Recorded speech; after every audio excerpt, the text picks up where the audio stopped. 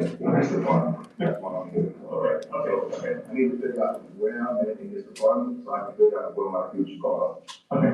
Well, I'm not running anybody off, it's not, no goal for running anybody off, and every one of these positions are. I do gotta know about my family. Yeah. But I have to do. Well, that's what I'll get to. So every one of these positions takes more than I believe you're currently making as assistant chief.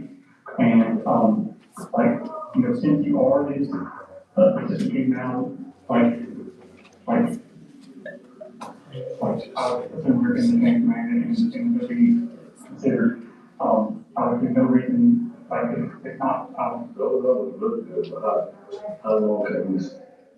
So that's pretty good. Like, so the accountant or the auditor is coming into 30 to give me the actual details of the information. But basically, I have ripped apart the last 5 years of audits. We've been stacking up about $1 million a year that we're not utilizing properly. And I'm not saying it's a payday for anybody, but like, we are not fully utilizing the funds we have. And so like, based on the basic budget right now, we're on the numbers I have with the still have the police and fire and even public work, having people across the board, getting the tools that they need, we're good, we're sustainable. And we have a massive buffer that is just been tying up over the last 5 years. It's like, if we just stay like we are today, maybe it's just something maybe not. I tried to put on, I tried to sit up here, I just got the sun walled out, and so I had to make my moves and make calls and see what I could do. Actually, here, you know, working with other departments. And, you know, in those conversations with Brent, none of that came up. Like, I had taken part of the conversation, or like I was followed up. But also, he also didn't tell me he was leaving. And, you know, like, he told me he could not, report to Sam and Dave, or not report and talk to Jerry and Sam and David. But my intention was to, like, try to find someone to step in who would do the chief, and who could go back and do assistant chief. But then he left. So, like, never had that opportunity. Again, I would not consider that if someone was happening to someone right in that position. So, like, it's not in the chief, but I've been in the dark. And I had to wait for that time before I'm still there. I have that one halfway up, and I'm still waiting for the information I need, even in this position. Yeah. And so, I called out for report, but I intend to improve pay and the opportunities and pursue additional training, give everybody the opportunity to do more and to have it not. Like right now, the department has, you know, I would wear 2 positions, fireman and chief. The law, authority, said I was an assistant, I was a lieutenant. Me and Dwayne was a lieutenant. Dwayne was a lieutenant of volunteer. I was a lieutenant of volunteer. They had a captain that took that away. And they made assistant chief. That was right. Someone was that captain? Dwayne was captain when I first got here. Okay, so that was probably, that was before my time. And then Dwayne became assistant chief. And then they took captain spot away. I was elected. During all in Mr. Dwayne. You know, like Brandon explained to me, like we were most attacked with people who didn't have to be here because they were helping, and so it wasn't, you know, I always hated that we paid so low, and gave all these additional perks that they were not paid. I don't want to pay people right, but, I guess the mentality they well, like take home vehicle, the working from home. Nobody does take home vehicle. Well, people are working from home with the vehicle, stay at home. I mean, Dwayne has a vehicle at his home. Yeah, he's a volunteer. He's the only one that has a vehicle that's staying at his house. He's the only one. I think he was referring to taking a vehicle, department truck home, might not ship something. That's what we're referring to. Yeah. I mean, it's like doing what again? Working from home, basically, or like being on shift, on call from home. Like, I mean, I'd rather pay you and get the station than to give you a purpose. And like every department in the city has, we're the only time you go home is to eat dinner. Once you go home, is once you live in the city. The only person that had take-home calls was the head chief, that was 700. Outside of that, that's pretty much it. Like everybody pretty much paying the stations are the ones who live in the city. And, Brandon, not in a good way, but and the command system, I just need to know I need to know what title I need to play in the platform. So I go back to lieutenant, or I go back to firefighter. Because that determines my life. So I need to know where I'm at, so I can better do my job. And to present the preliminary budget at the next meeting, which will entail, department structures, but the budget will be the positions and the expected pay rate. I didn't need to know, who I need to answer to. Mm-hmm. Because fire department is on structure, the chain of command. So I didn't know who I need to answer to, because he comes today, he has a radio, I got to figure what it was, but it's a chain, it's a chain of command system in the fire department. So who is our chain of command and who do we answer to? Ray is the interim chief, and so he can make a call today. And then hopefully we'll put in that'll be another conversation. So who is our head chief? Interim chief.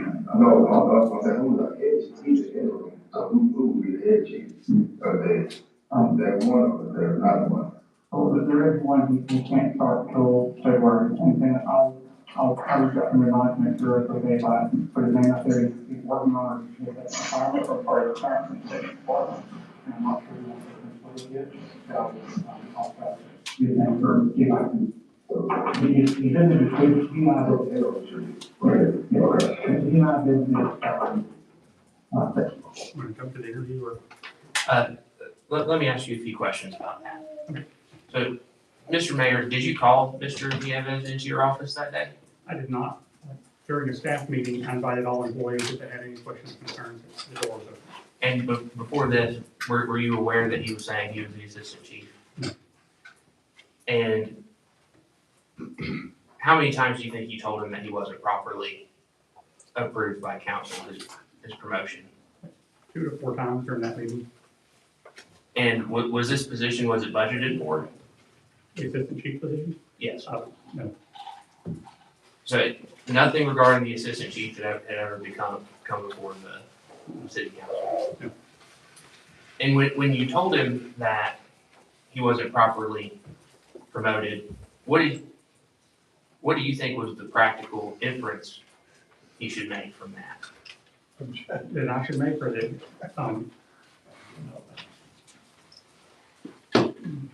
just to be clear, so what inference should I make from me? What inference should he have made when you told him that he was not properly promoted? That he is not in that position. And you told him that 2 to 4 times. Yes. And in the middle, you said as assistant chief, you're making this much. What was that in the context of? Just a flip of the tongue because of the context of the conversation. And had you had any time to prepare for this conversation? No, I did not know it was coming. But you told him that he wasn't the assistant chief. Multiple times. And in the context of that conversation, what were you discussing with him about potential higher pay opportunities? So just, I was explaining the future growth of the department as has been discussed with the incoming department heads. And so it was a structured department that once the budget passed, the department could be laid out that way according to the department heads. And so I showed them all the positions, possible positions, pay, scales, and everything. And what else did you try to discuss with him in this meeting? That having a certain amount of time in the department, that he would be eligible for one of the lieutenant's positions, which was a position of leadership in the future department. Did you try to talk to him about the budget? I did. What did he tell you about that? That's not what he came here to say. So he refused? Yes.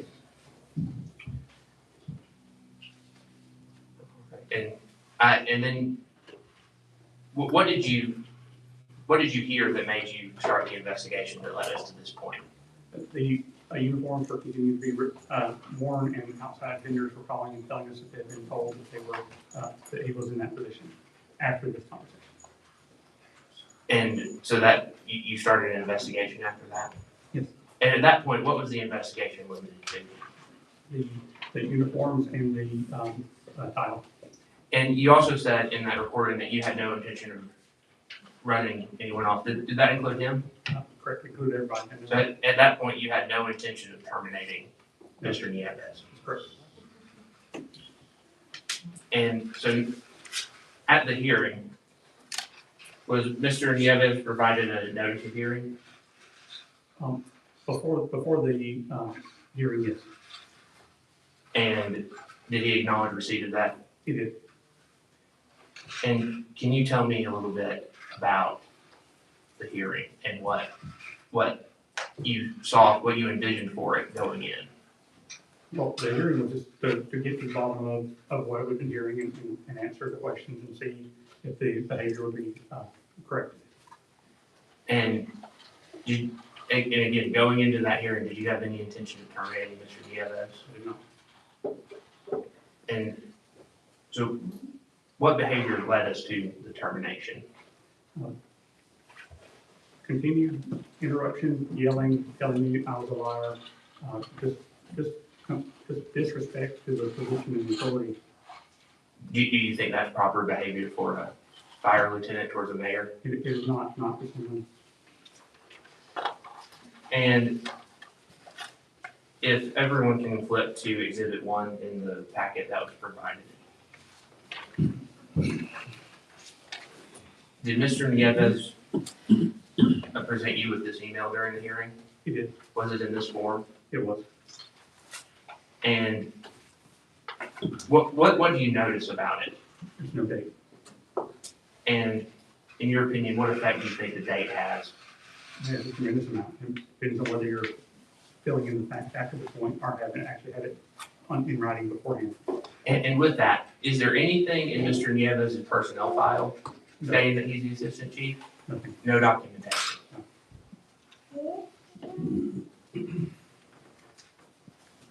And who was this first email from?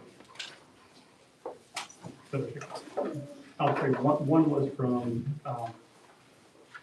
Daryl McIntyre, and the second one was from Brandon Frazier.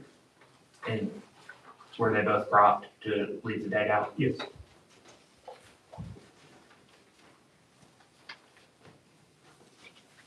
And again, had you had any conversation with the former fire chief about Mr. Nieves being the assistant chief? No. And we have recording of the determination hearing. Could you please play the relevant portions?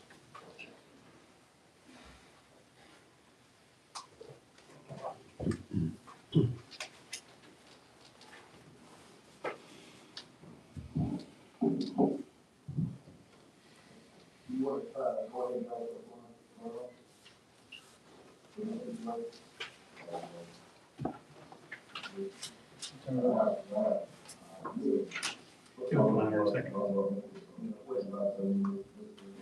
Well, there's an allegation that you say you were promoted, to the assistant chief.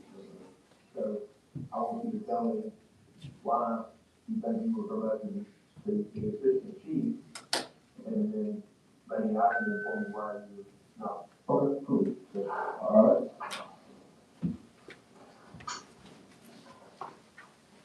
This is email from the past chief saying I was promoted.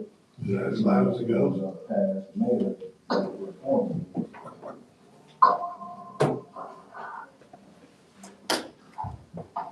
Do you have a copy of the city handbook and policy?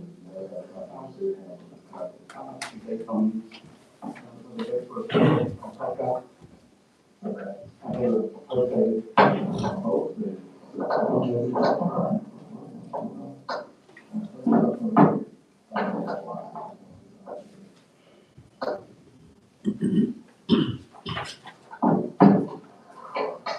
And since we did, the persons of those,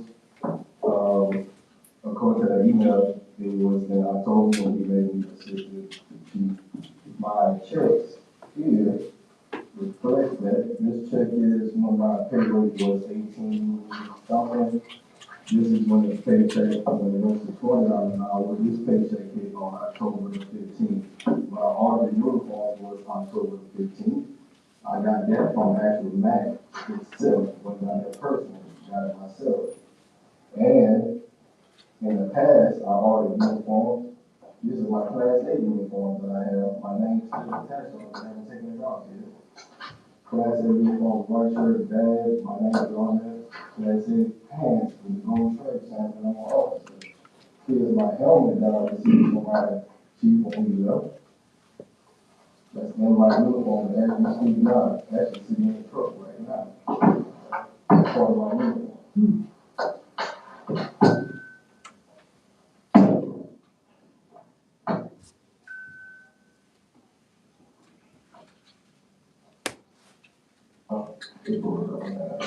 So this is the email that's in my archive, so you can see where it's at. That's the email that's from Brian. And then, yeah, that's the email from, the email that to you as well. Yeah. Well, the thing that I think, if you have this, Back in previous, back when I started in 2019, there was no,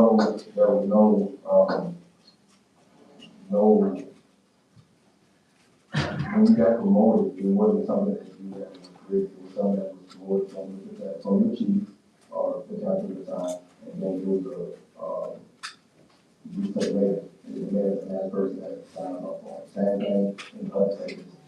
So, and I understand that, that's why I'm asking you for documentation, where there was something documented. that's my documentation right there.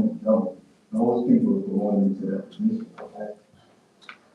The city of Margaret never done that in the past. They have never done that. Well, I want to read the rules for you. The fire department never had a handbook. I never got city of Margaret. Nobody, the city employees might not deny. Nobody in the fire department had a handbook. Nobody. Nobody has a handbook. Well, So I would love to have a handbook. well, and the thing about it is, you're also, if you got promoted in October, you're promoted from a probationary employee. Correct. So, and are you a full-time employee? Correct. Okay. Can you show me, and just to reiterate that, show me where if there was a job posting based on the City of Margaret policy manual 2.4, where there was a job posting that was posted for 3 days? I don't have access to that. It's in the policy manual. I don't have a policy that. Okay, well, the same chief that promoted you, so that's a great, That's not, you fault me for something I have no control over. well, I have no control over, what goes on behind closed doors. He's the chief. I have nothing to deal with what he do. I have nothing to deal with that. So if he comes to me and say, hey, you are a promoted person, I cannot oversee him. He got to go to him to be like, hey, yes, he is, and no, he ain't. So if something that he didn't do on his end, I can't be fault for that. I can't be fault if he do not do his due diligence to make sure I do this thing. So you're fault me for something I have no control over. well, I'm just telling you. No, I understand what I'm saying. So I'm in a position right now that you're saying that I should know something when I have no access to it. I got to have something to know something. I know. So I can't, You have a duty, and your chief had a duty, the chief that, the correct. promoted chief. So here, when my chief promoted me today, right? He told me everything I need to do to make sure the fire department runs. He did not give me that because that's what it wasn't given to him. You can't give me something that wasn't given to him, and the chief before that, it wasn't given to him. And then he didn't have the authority to promote. Well, that's fine, but But it's still coming from the mayor, right? The mayor is He is the man of the city of Margaret, just like that past mayor was the man of the city of Margaret at his time. I can't do nothing, ain't nothing I can do, sir, Okay, right? I'm not a, okay. Well, I'm just telling you that you couldn't be promoted because it wasn't done pursuant to the rules governing the city of Margaret. The fire chief did not have the authority to promote you if he didn't go by the procedure. What do you bring that yourself? no, that's fine, I hear what you're saying, what I disagree is with that in past practices, it has been done like that. Now we got somebody with new ideas and new vision, I can't follow some of his new guidelines if I don't know his guidelines. And so if I don't know his guidelines, I can't follow them because he doesn't give me a handbook, I get the things I receive a handbook. So I have nothing of that. Am I right? Tell me, am I right or am I right? I'm right, if I'm wrong, I'm just saying that they were wrong.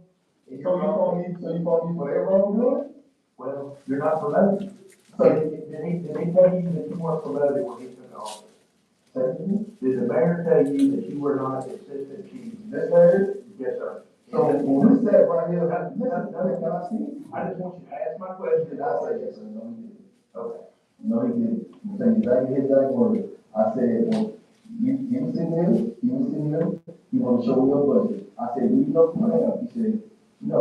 I said, well, I've been promoted to the assistant chief, right? He said, I have no recollection of that. And I can't, and something about, I'm not sure who promised you this. And I said, I wasn't promised anything. Correct me if I'm wrong. Correct me if I'm wrong. You are wrong. Correct me if I'm wrong, sir. No. You don't have to say. Okay, so, now, chief, you are my chief. You were sitting in that spot. Did that? Am I wrong or am I not wrong? If I'm wrong, tell me I'm wrong. I don't mind being wrong, but tell me if I'm wrong. Well, in our design, he said that, like what you said, he said that position wasn't proposed. That position was promised you by someone else, is what he said. Yeah, correct. And then you thought about saying it wasn't promoted right. I said, it's still a little bit misconstrued. The conversation started that you were upset that you were not given a chance to be the chief. No, I never, no, sir. Absolutely wrong. Because I never wanted to be the chief of the fire department. Okay. Never wanted to be the chief, so that's wrong. And anybody who knows on the fire department knows I don't want to be the fire chief. He knows I don't want to be the fire chief. So That's wrong myself. I'm not going to go lie, but I'm going to go lie right now. I'm sorry. Okay. So I'm going to finish my statement. So, and you were upset, and you made the statement that you were the assistant chief. And I said, I'm aware of that, no one in council has ever been aware of that. No one has spoken about that. So no one has told us that, we did not vote for anything, nor pay raise. All of those things have to go before council for approval and changes. None of that was performed, and I repeated directly multiple times, you were not the assistant chief. Sorry. I'm sorry. That's my statement, and I'm gonna finish my statement. So I had the entire conversation recorded, so you can say what you want, but I had the conversation in its entirety. I repeat to you multiple times that you were not the assistant chief, you were very insistent that you were the assistant chief. I then showed you the plan and said you could be entitled to one of these positions, which would have been a significant raise over what you're making now, and you were still insistent that you were the assistant chief. I'm sorry, but I disagree. Well, we can. Let's not go money. I'm not, the money is, we're not talking about money. We're talking about. The conversation we had that day. No, you want to talk about it, but I want to talk about, I didn't know who the gentleman was. When you had that meeting at whatever time that was that morning, everybody said who they were. He said he was fired. Never not once in that meeting you address it with department heads. Never. Tell me wrong again. You did not address your department head, so I didn't know who he was. So when he was fired, I asked who he was. And his exact word was, I'm an interim lieutenant/interim training officer. Am I right? Yeah, just keep talking. And so that's when I was like, okay. So we had a conversation, we talked, his family came over, we talked, and talked some more, and talked some more, down the Southern Station. And then later on that day, I came back here, that was, I don't know if that was a meeting I walked up, and I said, I have a question about you. And that's when we sat down, and you said, let me show you the budget. I said, I'm not here for the budget. I'm here to find out who my security. Well, that's insubordinate because the mayor can call you in and ask you anything. You can't say, well, I can't. How am I that's If the supporting mayor calls you in and tells you he wants to talk about the budget, the mayor? I'm not here Sir, to talk about. no, sir, no, sir. Okay. That's not insubordination, that is not insubordination. The mayor did not call me in here to talk about the budget. I walked in here to talk about who is this gentleman that's come to the project, and I have no idea who he is. Because we're a public building, anybody just come and say, I'm so-and-so, I don't know him. He didn't tell me this person was. So that is not insubordination. That is trying to find, that's satisfying, trying to find out who this gentleman is. Now, if he's my superior officer, as he stated, I said, who I need to answer to? He said, Brett. I said, thank you. That's what I need to answer to. He's the person that's over the top. That's not insubordination. Insubordination is doing something that you told and didn't do. I know rules. I've been a fire for 15 years, sir. And I know rules and regulations. I know rules too. I know know candor and not being like you are now. No, Very confrontational. that's not conversation. I'm just getting my point across. That's to get my point across. Now, if you want to take this conversation, I apologize. But that's not conversation. That's probably called passion. Passion for this job. I've been doing this job for 15 years. I'm very passionate about this job. I don't let nobody tell me I'm doing my job wrong. I don't break rules. Even at Birmingham, I do not break rules, sir. So when I'm in this position and saying that I've been insubordinate and code of conduct, that's a reflection of my character. Not even just me, I'm a reflection of my family. So when you say that I'm insubordinate, you're not calling just me, you call me and my family insubordinate and my kids and my wife. No, sir, I will not allow it. So when I'm passionate about this job, yes, I am. So you're not familiar with the city policy. You never read any city handbook. Okay. And we're gonna provide you a copy of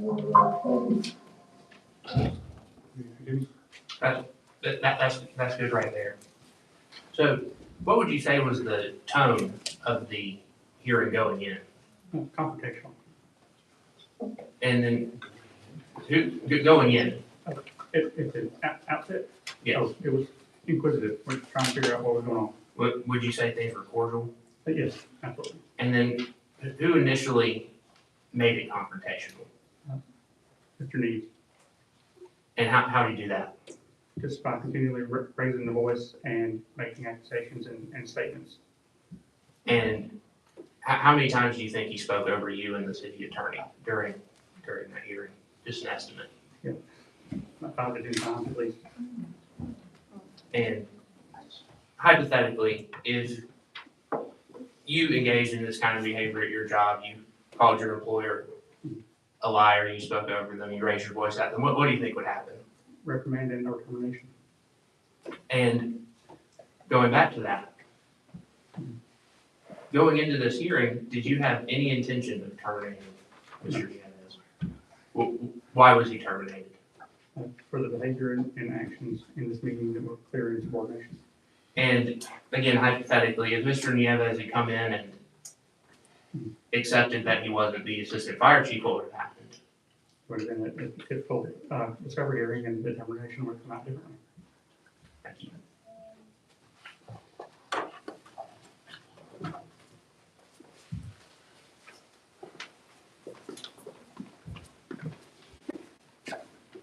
Mr. Mayor, with all due respect, you've got a determination hearing document which exonerated Lieutenant Nieves from ordering the uniforms. You didn't have a problem with that, right?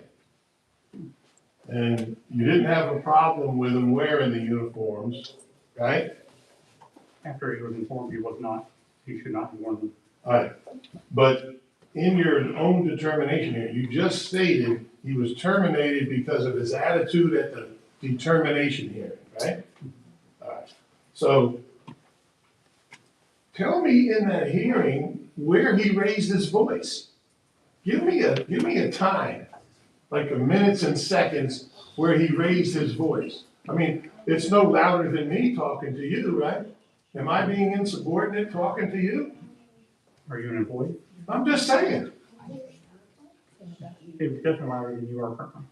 So, okay, well, tell me where exactly, so the other council members can pinpoint it and can say, okay, here's where you said he yelled. He didn't yell the whole time. Raising his voice. So every one of these spikes, Well, I don't want a spike, I want a time and play it. if you let me finish my statement, sir. Every one of those spikes has a timestamp, and so you can see every time that the voices were raised and where the average voice is in the room. So this is a great graphic representation every time he raised his voice. All right, well, play it, and then go to the, whatever time it says, and you play it for us, and then you tell me that that's raising his voice or being arguing or whatever. You're-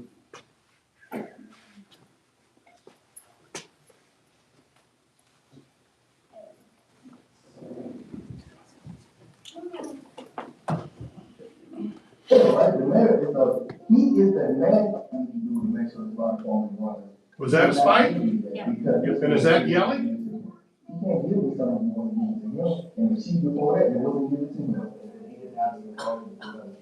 Well, that's fine. But it's still coming from the mayor, right? The mayor is he is the man of city of Margaret. Just like that past mayor. Are you playing this because you're giving us an example of insubordination?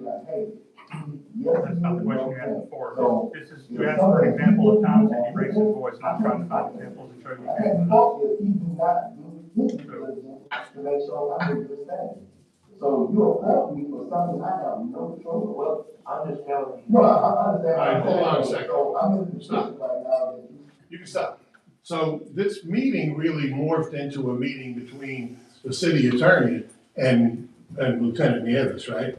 You pretty much stopped talking and Mr. Irwin took over, didn't he? Oh, yeah, I don't enjoy being yelled at.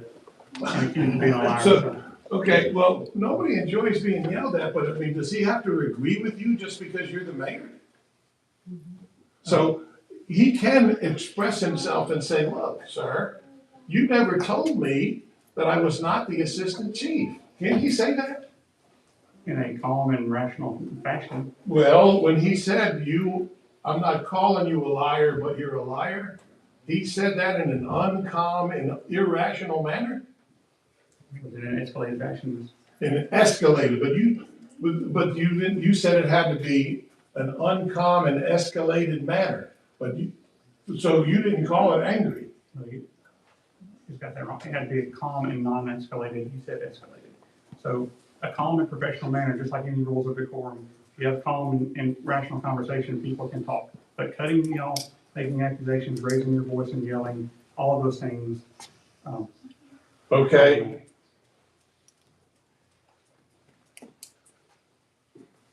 $15.29, play it. In the other interview, No, the determination hearing where the liar, where he says, I'm not calling you a liar, but you're a liar. let me go to That's insubordination. Didn't you call somebody a liar at the last council meeting? not sure, but, You might have, right? it's possible. Okay, so are you insubordinate when you do that? Do you know the difference between an employee and an elected? You don't ask the question, sir, I do. You're the witness. You asked me a question that revolved around me asking you a clarifying question. So like, do you know the difference between an employee and an elected official? Well, it doesn't matter. It does very You much. know the law? You don't know the law. Play it 1529, please, sir. All right.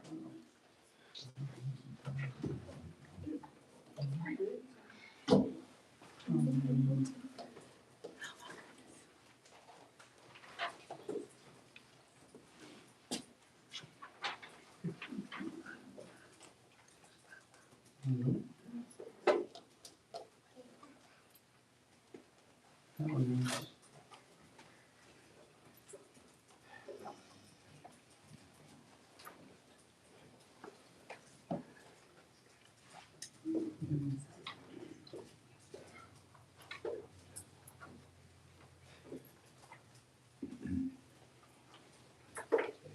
So 15. I think we've done it once before, but it was a long time ago, but, he originally had 2 fire engines, and That is the chief. I'm him to pay off the one doing it. Is that the chief? Who is that speaking? That's me speaking. That's you, okay. Because $200,000 in financing is bad math for, $600,000. Pay off the one we have and order it so that we can custom order and let it take its time to use it. But it will probably be 900,000, but we pay off the one we have ordered, and then I think we're in good shape for a while. The first truck, can you tell me the difference between the first truck and well, I don't know, maybe comfort, well, is that, yeah, so that's pretty much what in the comfort. So one doesn't have water in the park, but anyway, like, anything like that would be good for some stuff we don't like. That's the determination here? No, that's a wrong. Oh, sorry. Well, either way, okay. They're gonna listen to it, they've heard it. I'm not gonna waste a lot of time you replaying it, but it's not, he's not yelling at you, and he ain't talking any louder than we are right now. Then let me ask you, what would be your recommendation if the other council members rule that he was not insubordinate in that meeting? What would be my recommendation? Yeah. Council's made their decision. No, I mean, if they find that he was not insubordinate in the meeting, then he gets no punishment at all. Right? The council is going to make their decision and determination here, in this, council can either overturn the hearing, or overturn the determination, or uphold the determination. So I mean, it's one way or the other. And so if they do not uphold the determination, then we'd have to discuss the options as a council and as a decision-making body. Okay, so you don't have a recommendation if they find he's not insubordinate at the meeting? Like, I mean, nothing, he gets no punishment then? At this point, they're making their decision about the appeal. And then if they say he's, If they say he's not insubordinate, what happens? we have to decide what to do next. Okay, so where's your progressive discipline? Whenever else was he ever insubordinate? Or raising his voice or being like he was in the meeting? You know what progressive discipline is? Yes. Never, right? He hasn't written up, was he? Well, in my opinion, no. Okay, no. And how long you been here? In which position? Sir? In which position? Any position. I mean, you're a city employee, you've been a council member how long? So 5 years on council, 3 months as mayor. Right. So, and how long has Troy Nell been working here? 5 years, I believe. And never been in trouble, and because he questioned you about being the assistant chief and says, well, Mayor, I don't agree with you, right? You're lying about that. You never told me not to be, I wasn't the assistant chief, right? That's for that reason he's terminated. Because he disagreed with you. Are you trying to reframe the situation? No, it is what it is. Everybody can hear it. Yeah. Okay. What happened, and I want to just go back to the history of why he's so confused is you're on the city council. How did the past city council promote people? And Mr. Ray knows he was on the council too. Well, how did he promote people? Well, they would come before council and the council would vote to promote them or not. So him saying that the chief coming to him and saying, hey, you're the assistant chief now, that never happens? It never happened in the past? Not that I'm aware of. Well, who would be aware? Would he be aware? Been here 8 years. I mean, the former chief was voted on by council, the former head of public works promotion was voted on by council. So every position that I was aware of was voted on by council. Well, did you interview the former fire chief in this case to determine whether or not he told him he was promoted? Not an interview about the promotion or not, no. Why not? You didn't do a complete investigation then, did you? You're not calling him a liar, are you? The, which part, Nieves isn't lying when he says the chief came to me and said, you're promoted to the assistant chief. You're not saying he's lying about that, are you? that's irrelevant after November 3rd, Okay. the nature of politics. Did you inform people that you were recording that staff meeting? The staff meeting, no. Yeah. Well, aren't you supposed to? That was in the staff meeting, Well, you recorded it. It's illegal recording, isn't it? no. Well, why isn't it illegal? We're a one-party state, and the staff meeting was in the morning. Scott, I'm gonna object because he's already said he's not a lawyer. He don't know the law, you know it. That's fine. But it is illegal recording, right? You don't know that? Well, I'll ask her. Okay. So, okay. Keep going on and on back.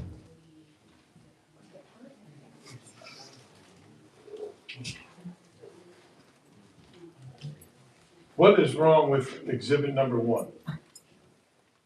Tell me why that's in here. What, is that supposed to be showing some negativity on Troy now? You have it in front of you, right?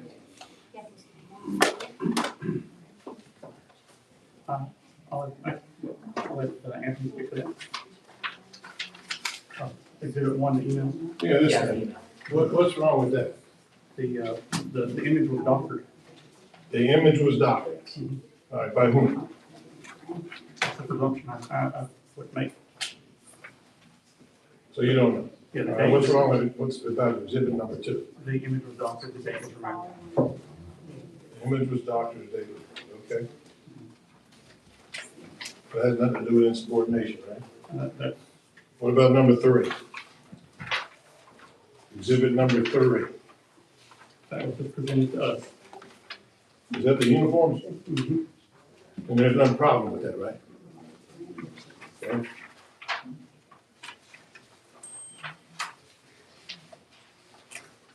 And what about this pay raise thing, exhibit number 6? Does that indicate that maybe he was promoted? That indicates that somebody gave him a raise without council approval. Okay, well, we can stipulate to that. I mean, that's not a problem if you're gonna fix things. I mean, you're the new council. If you wanna fix it, you fix it, but You know, that represents an illegal action by the former administration. I know, but it doesn't hold it against them, right? Yeah, but again, council is not aware of that situation. Well, take it away from them. Don't fire them, just take it away from them. Say, hey, man, you're improperly promoted. We're taking away your raise, which must have meant you got promoted. And then you're back to lieutenant. Right? Simple thing to do. What about this next exhibit, 7? That's the same thing, still got more money, right? Which indicates he was promoted. If he was improperly promoted, how did your secretary or clerk give him a check with a raise? Again, the former administration, you're taking the political transition out of the equation, which is the crux of this whole situation. So, did you, is she still here, or whoever did this? You fired him? Yes. Okay, well, Mayor, thank you for answering my questions. And I think we're putting the tapes in an exhibit, right? Yeah. And the other members will have it, okay. Thank you, sir. Thank you.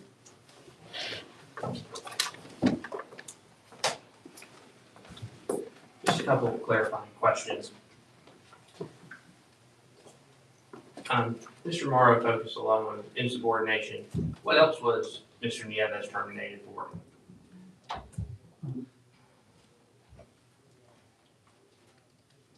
Sorry. But basically, the lying about evidence that was presented during the meeting, raising the voice, yelling, and making accusations towards his boss, and just general behavior during that meeting, unbecoming of a public employee. So, unbecoming of a public employee. And you said he was insubordinate in the determination hearing. Was he also insubordinate in your first meeting with him? He was, but I asked for them to come and speak to me if they had any issues, so I listened to them. And he brought up progressive discipline. Mhm. Do you have to engage in progressive discipline? No. When someone disrespects you and calls you a liar, do you have to keep them employed No. by the city? And if Mr. Nieves had asked questions, just asked questions, didn't raise his voice, didn't cut you off, would that have been a problem? No, you've been employed now. And he also talked about what the previous chief might have told him. Were you aware of any of those conversations? I was not. And in the context of approval, if it's not approved by the city council, do those conversations matter? No.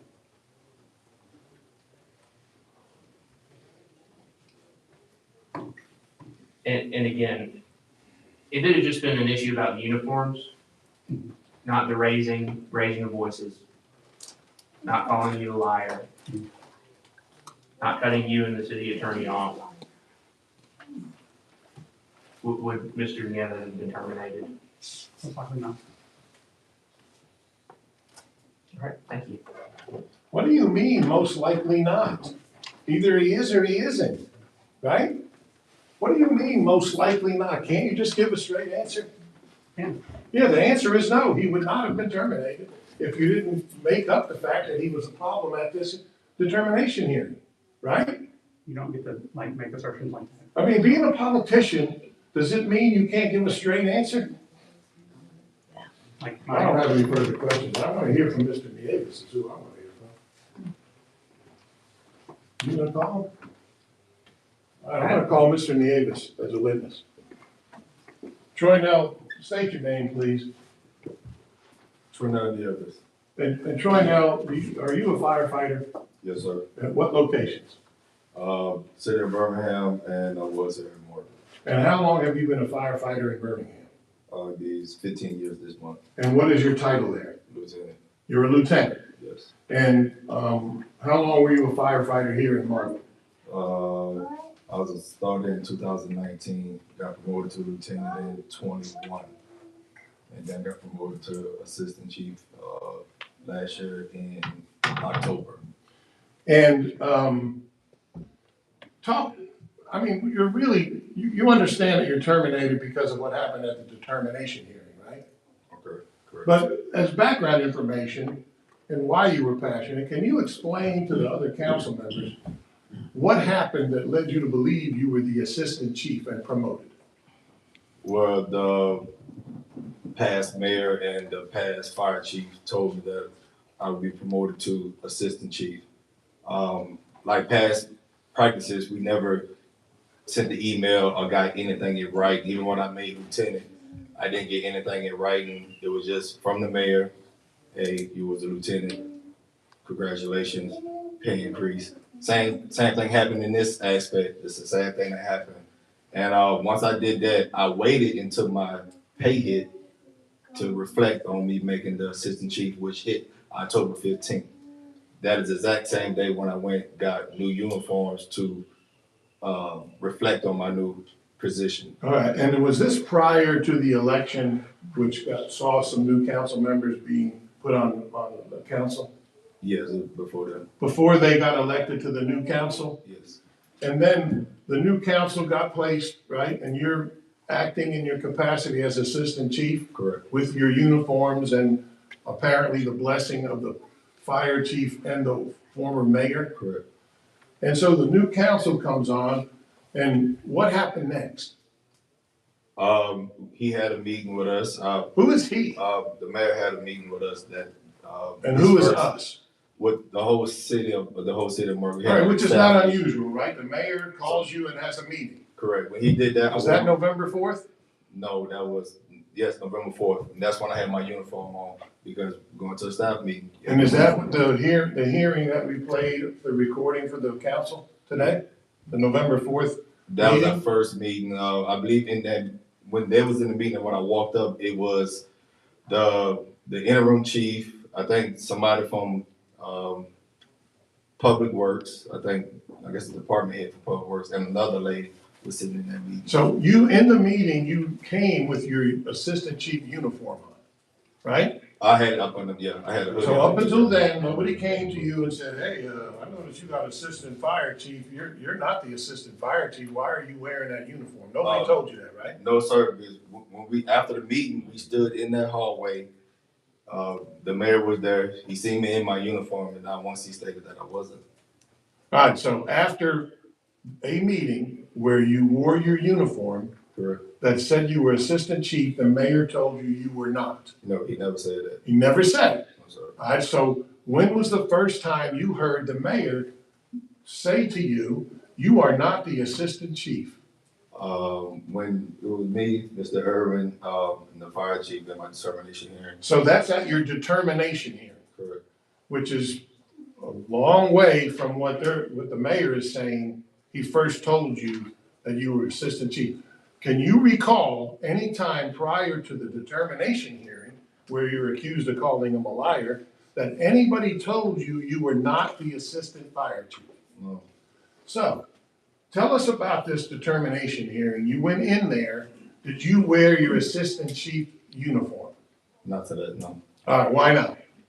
Because I knew what I was going there for, and I knew that probably the outcome of that meeting. All right, so how did you know what you were going, you got notice that you were charged with insubordination for buying the uniforms improperly and wearing them.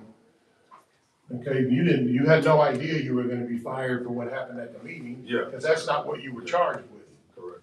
But now here we are today, you never got new charges, did you? No. All right, so, all right. So you heard the hearing. Yes. Were you yelling at the mayor? No, sir. Were you disagreeing with the mayor? I would disagree. Were you disagreeing with Mr. Irwin, who was the city attorney? Yes, I was. And were you doing it in a fashion that you believed you were insubordinate? No, sir. If the council determines that you were not insubordinate at that meeting, are you wanting to come back and work in the city of Margaret as a firefighter? As a firefighter? Yeah. Or at any capacity? Yes. What do you want to come back as? That's what I was when I left as assistant chief. Okay, all right, so you want to be the assistant chief, all right? But you just want them to do it in a manner of which satisfies their policy, right? Yes. Would you accept any other position? We have to discuss that. Okay, so you leave that up to what the council wants to We have to do. discuss that. Is there anything that I haven't asked you that you want to tell the other council members about what occurred? Yes, those, I guess exhibit 1 and 2, I didn't crop those out. I didn't crop those. All right, so let's look I at also exhibit 1. showed them all on my iPad when I received those emails. I Let's never look at cropped. exhibit 1. So are you saying that that is not what you showed the attorneys and the mayor, and that, how did they get that copy? I screenshot it off my iPad. And whatever screenshot you had on your iPad, did it have the date? I believe so, yes, sir. So, And then I also showed them my iPad stating when I got it. And yeah, all right, so, I showed them both emails, the email from the past mayor and the past chief. so you deny doing anything nefarious to try to change the date? I did not crop anything. Okay.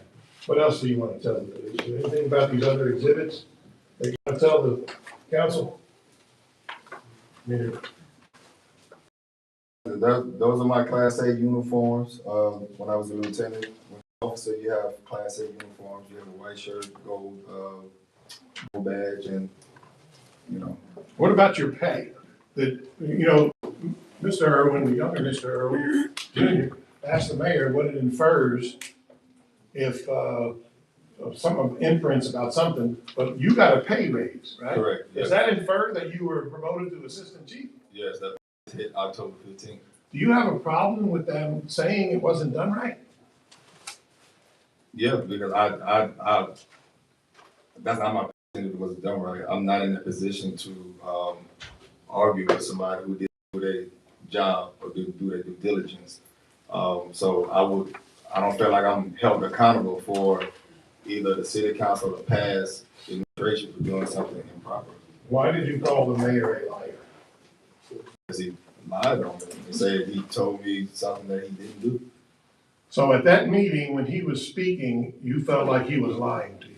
Correct. And did you yell? No, Were you insubordinate? no. That's all. Now you gotta answer his questions. Okay. Good evening, Mr. Nieves. My name is Anthony Earl, and I'm the city attorney. Yes, sir.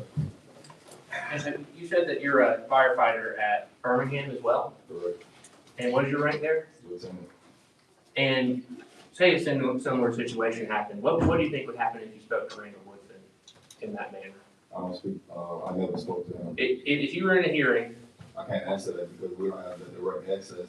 We have, things in place so that information won't even touch him, won't even touch his desk. if you spoke to Randall Woodson. You know, I've been Okay. quiet, excuse me, I'm gonna object. I don't know who's in charge of the meeting, because it's not the mayor. But I've been quiet during this whole time, and these ifs that, and buts and guesses are I'm speculating. asking a hypothetical Well, question. I mean, please don't interrupt me. This is speculative at best. What somebody else might have done had you spoke to him in that manner. It's not appropriate for what this hearing is for. The fact, you're not in charge of the hearing because you're a witness, sir. So I don't know what kind of procedure you're running here. But I'm appealing to the other council members to say, what somebody else may or may not have done is irrelevant. It's what he did on that day and why he got terminated, that's all. Because we could be here all day long asking, what do you think somebody else would have done if you'd have done this, this, or that? But that's just that's my request to the other council members. If you have candor, you let him speak. Just like I asked you to not speak when he was talking, Thank you. and when he was talking over me. Would you speak to Randall Woodson that way? Don't answer that. It's not, it's a ridiculous question. Speculation is only handled one direction, so his speculation is allowable, but your art is not. What?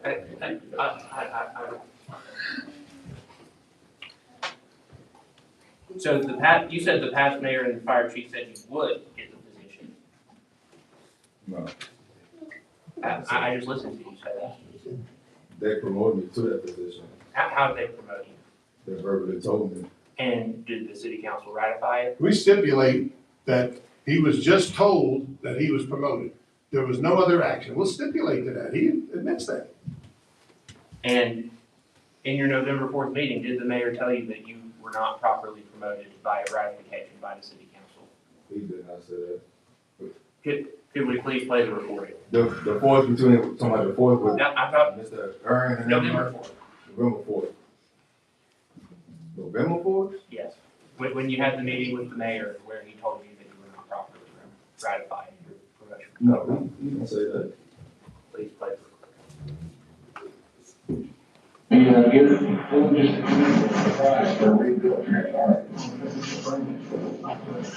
Trying to do what I could not focus get my family employment and make that hard for not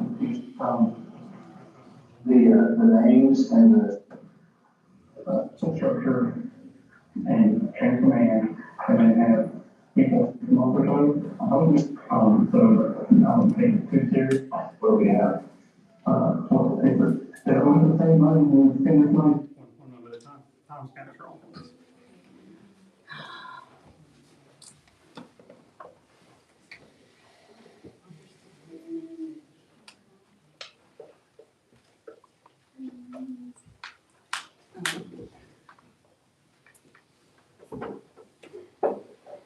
The county rating and they, and so like, he wasn't going to say, and really still retiring, but we can, you probably heard me, probably, so, for the county, One moment, I'm switching back to the other phone.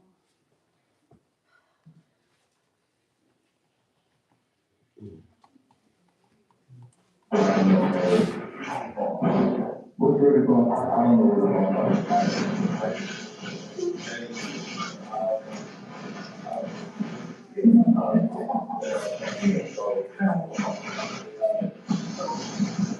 more to, your time here, I didn't know what was going to be right now. Because that is, the structure, go through all the things, and that's all the reason. So I have a question. He's coming in, right? Yeah. So I'm guessing you don't know, I'm the assistant chief. remember for it. Like, we never voted on it, or, Well, that was the whole thing, and that one. So we got, so that's that's part of why, so, positions and, periods like that are supposed to be like ratified and like talked to the council. Just like we approve the number of places, approve the number of everything. And it's something we're gonna be doing, but having that, all that conversation right now. Because that position would be more paid before council approves the money for it. So did the mayor tell you right there that your promotion had to go through the city council in order for it to be proper? I didn't hear that word, that said, I hear it from off, so I'm sorry. And you mentioned that there was nothing in writing, no documentation of your promotion done. Did that seem normal to you? It's been like that since I've been here.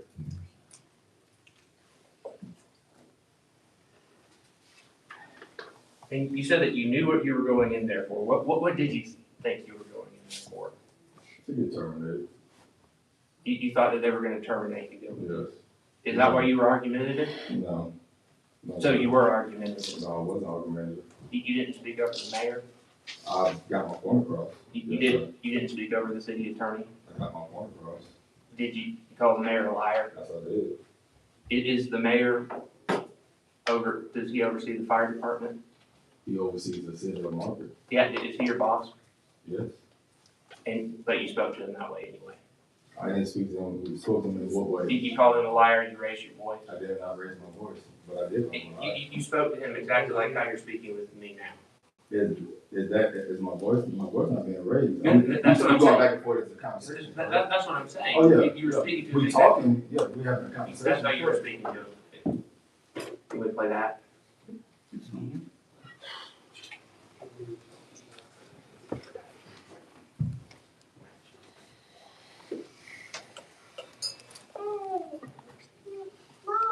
Saying that I should know something, but I have no access to know. I got to have something to know something. And the chief before that, they wouldn't give it to me, but they didn't have the authority to promote. Well, that's fine, but it's still coming from the mayor, right? The mayor he is the man of city of Margaret. Just like the past mayor was the man of city of Margaret at his time. I can't do nothing, ain't nothing I can do, sir. Okay. Right? I'm out of, okay.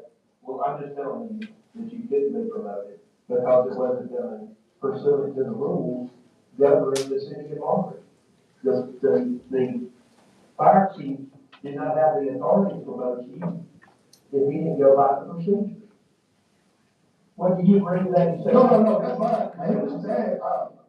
What I disagree is with that in past practices and Yeah, that's fine. So you're telling me that was you speaking exactly like how we're speaking? No, not yelling, no, yeah, that is, I'm speaking now. And we heard someone speaking in a normal tone of voice. You're not saying that you were much louder than that? I'm saying I was not yelling. And so with the emails, did you tell them the date they were sent when you presented them? Yes, I told them on my iPad that when they were sent. You didn't present them like I did not. this first without the date? I'm just saying, did did you not present them just like this? I presented emails with dates, and I screenshotted exactly what I got on my email.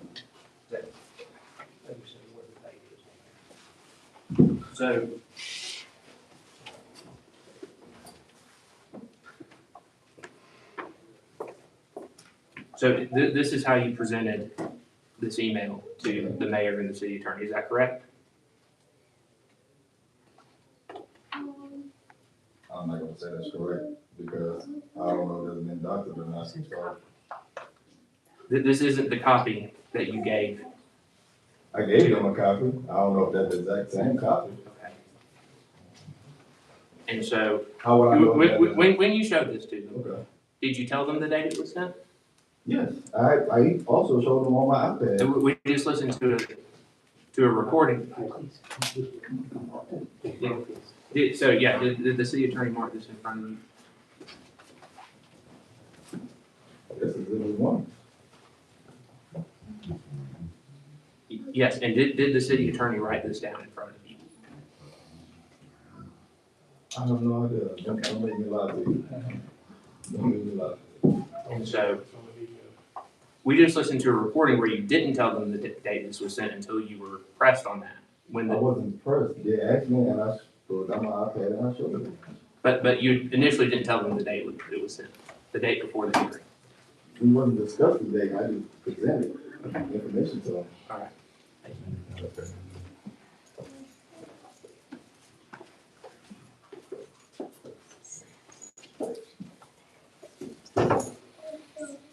Are you done? I'm done.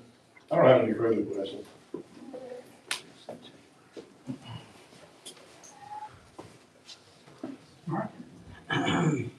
Would that conclude? I have a closing I'd like to give. Then I get to go first, Scott. Might have a. Did you say you were done?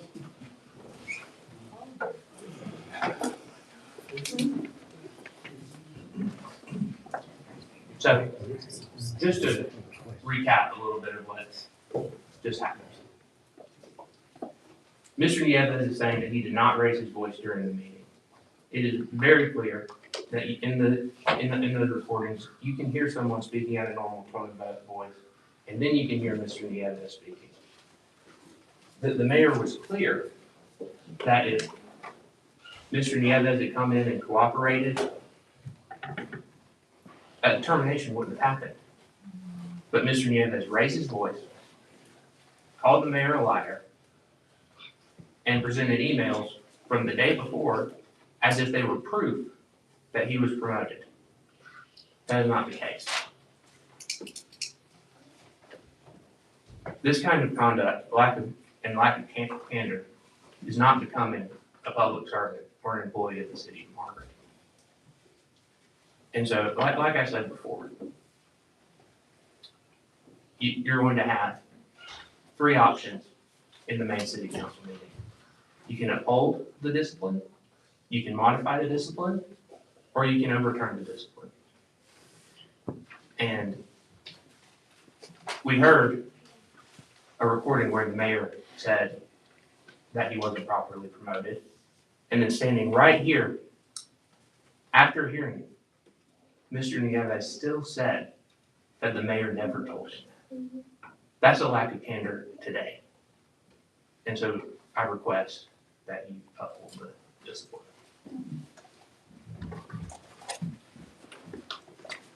Thank you, city council members, for listening. I get passionate myself when I see an employee just getting screwed over here.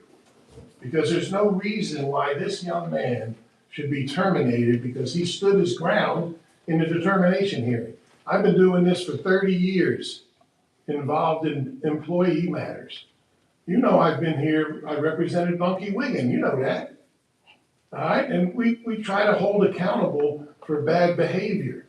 But that's not bad behavior to be terminated for it. Now, we have our own guesses, but I didn't mention it tonight. But let's go with the law. What does the law say? And this is a case of Fuqua versus the City Council of Ozark from the Court of Civil Appeals of Alabama, talking about insubordination. And it says that insubordination means a willful refusal to obey the orders of a superior. Well, he didn't do that because he's not being terminated for willfully disobeying orders. He's being terminated for what happened at that meeting, at the determination hearing. And it says, or the display of such a defiant attitude as to be the equivalent of such refusal. So a defiant attitude, which would mean I'm not going to acknowledge that I'm not the assistant chief. All right? And so in this case, it says, in the present case, Ms. Fuqua did express a strong disagreement with the chief of police decision. So he expressed a strong disagreement. Mr. Mayor, you never told me I wasn't the assistant chief. I think you're lying. I'm sorry. He didn't scream it. He just said it. In this posture, we cannot say that Ms. Fuqua's criticism of the chief's decision amounted to a refusal to comply with that decision. Mrs. Fuqua's criticism also cannot be characterized as the display of such a defiant attitude as to amount to a refusal to obey an order. So he goes into a determination hearing already thinking, I'm gonna be terminated. I don't know why, because I was told I was the assistant chief, and all I did was buy uniforms and wear the uniform. But he comes into a hearing, and because he stands up for himself, this mayor can't take it. This mayor can't take it, and I think neither can the city attorney. So what do? They manipulate it and say, oh, he was all of this argumentative and speaking over and yelling and angry and all that stuff. Listen to the tape again. It's no more than somebody saying, look, sir, I was never told I wasn't the assistant chief. You're lying on me.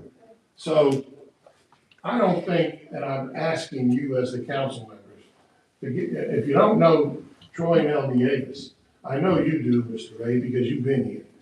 And you can appreciate a first responder who works for your city, and he lives here. Just because he had a disagreement with the mayor is no reason to just kick him to the curb. That's all I'm asking. And you have a new city attorney and you want to do things your way. And you want people to come in here and bow and say, yes, sir. Yes, sir. Well, that's not the real life, Mr. Tortorici. People aren't going to bow to you just because you have a meeting and say things that he didn't believe were true. He doesn't have to bow. He's an employee, but he ain't a slave. So please reinstate. Wow. Way to go on that one. All right, so moving right along. So the next up, we're gonna review the meeting minutes from December 15th. Council, you all have. I'm not a slave either. You said you were. You're Nobody not said you were a gonna slave, sit here and run your ma'am. mouth. I'm not talking to you. Who are you I'm talking to to? the peanut gallery behind you. Well, that's your citizen. I'm aware. Council, I'm talking to you. Council, please, You, I didn't say anything to you. Come down Can here they and say this. No, I can't be removed. council, continue on. Council, please review the minutes from December 15th, and, this is just review for this time, but let me know if there's any corrections or clarifications now or prior to the regular session. And so, all right, does anyone in the council have any issues with the minutes as presented? All right, all right.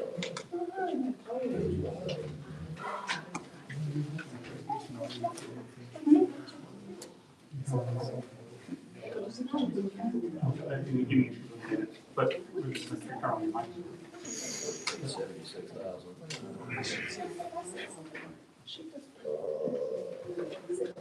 Yeah,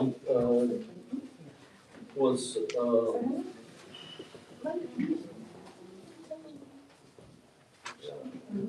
the surplus vehicles, we didn't talk about it, we didn't say what avenue was going down with that. I know we got to vote on the VIN numbers and so on and so forth, either to, accept closed bids or gov deals, just a second.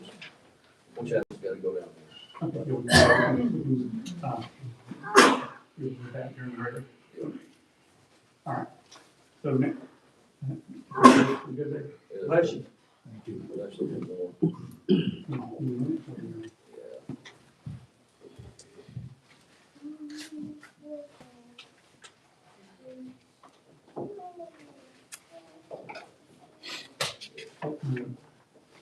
Your firm could be,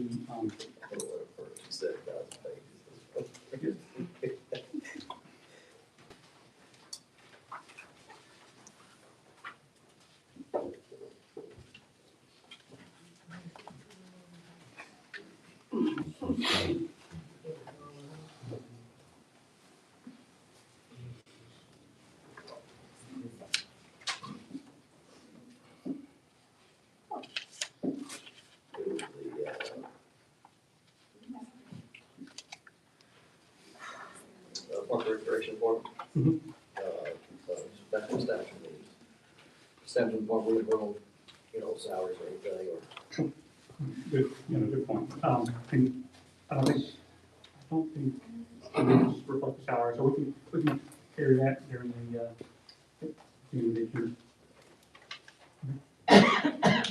So no actual issues in the. Yeah. Okay, all right, cool. We'll discuss that in just a moment. Yeah. So, next topic is the employee handbook, and so, basically, we've had quite a few discussions about an employee handbook, and so we've all gotten copies of the proposed employee handbook. If adopted, time will be effective January 5th, 2026, and so we'll review the purposes of the handbook and the updates and information, but formal adoption will be considered in the regular council meeting. City attorney to review the handbook for legal sufficiency, and so based on the feedback received from them, it represents the first formally adopted employee handbook. Let me say, a modern employee handbook. So if there's any questions, concerns, or topics we'd like to discuss with the handbook. It's pretty inclusive. All right, nothing else, we'll move right along to, managing city information. So, basically, this topic is concerning proposing, council, basically, how we need to visit how we manage.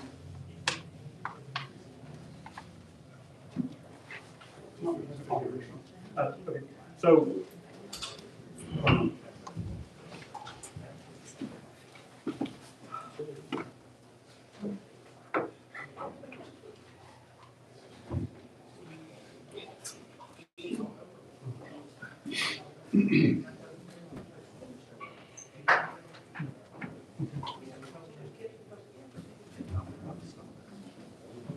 We have issues with the mic, so I'll try to speak up. All right, so this topic concerns the proposal around council, how to, or changing how we manage information, and how we retain that information, and how we handle the city information and public records.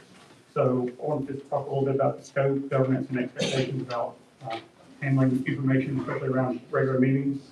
And so council previously had laptops that were issued to the council. And those laptops are currently being investigated and are being processed by federal agencies for an ongoing investigation. And we don't know when those laptops will be returned. And so in the meantime, I would like to propose a motion. Council moves towards iPads so that we can get rid of these 1,000 pages of paper, so that we have an organized way to get information out to the council in a timely manner. And so during the regular council session, I'll be looking for a motion to purchase iPads for the council members, and so that we can use them during the meeting to review the information and have it in front of us. This approach basically allows for secure delivery and centralized retrieval records, and really helps us improve our cybersecurity controls, which we're in the process of going through a cybersecurity audit through the Alabama legal municipalities right now.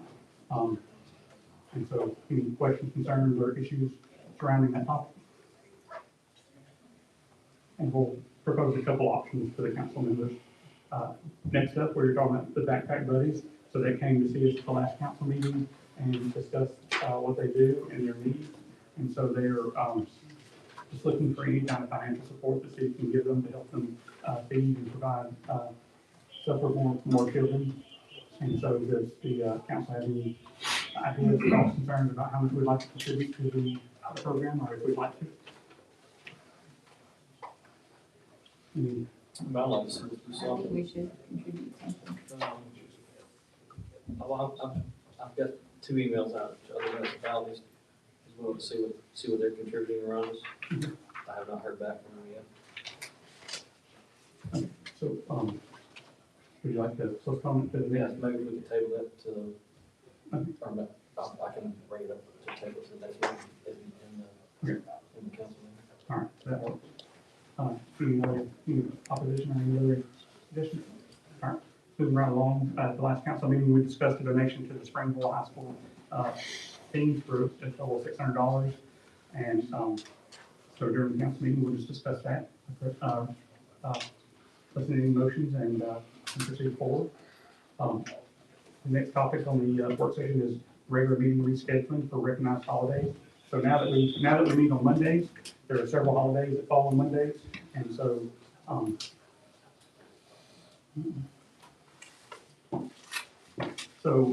over the next 4 years, Martin Luther King Jr. Day, and Labor Day, for each year falls on a Monday that we normally have a meeting. And then, in 2027, July, 4th, the observed holiday will be on the 5th, falls on a Monday.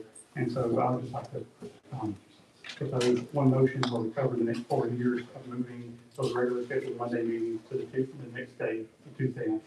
And so I figured it's easier to knock out all of it at once and get it on the calendar so that we know what we're doing going forward. And so, so I'll give a promotion to reschedule those to the Tuesday after the holiday. Any questions or concerns around that? All right. And then, so I'm going to go over, we have several new ordinances on the agenda tonight. These are first presentation on them. And so I'm going to go over them, discuss them briefly, and then we'll have a public hearing for each ordinance at the next meeting before we recommend or go vote on them. And so, again, these are just first presentation. They're already posted on the city website. They'll be posted publicly in the normal places, and they will be available digitally via Facebook, website, and other locations. So, first off, we have the parking ordinance. This is an ordinance that just updates and clarifies parking regulations within the city, including restricted areas, enforcement authority, penalties, and the goal of improving traffic flow, public safety, and consistency with information. This basically revamps the old ordinance and makes it more encompassing and giving the law enforcement an opportunity to enforce it. Second, we have an update to the nuisance ordinance. So this updates our current standards and the property maintenance nuisance conditions, including overgrown vegetation, inoperable vehicles, debris, unsafe conditions, and an intent to provide a clear and consistent and legally defensible process. I don't think I got it. We'll cover this during the regular meeting, but this ordinance, again, it's just about providing clear, consistent, legal, defensible processes for addressing issues that impact public health, safety, and neighborhood quality.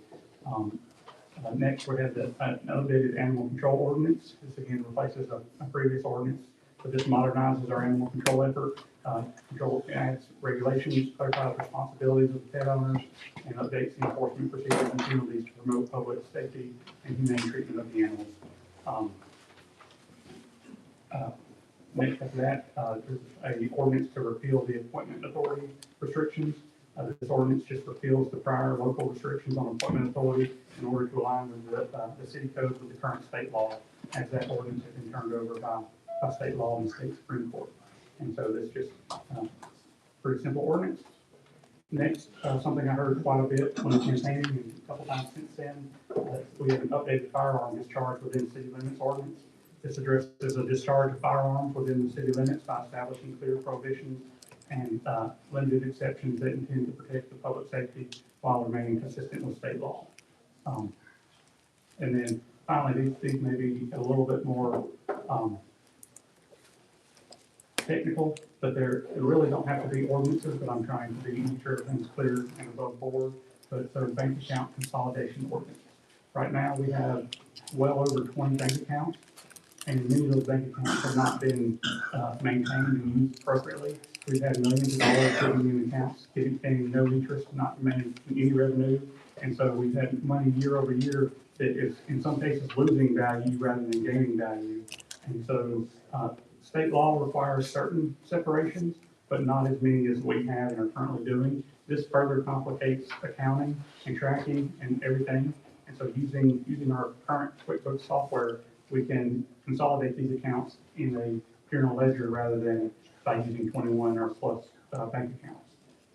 So this ordinance is just authorizing the consolidation of certain city bank accounts to improve financial control, transparency, and administrative efficiency, and allows legally permissible balances to be maintained in interest-bearing accounts so that we can actually be putting our money to work and also to just practice good stewardship.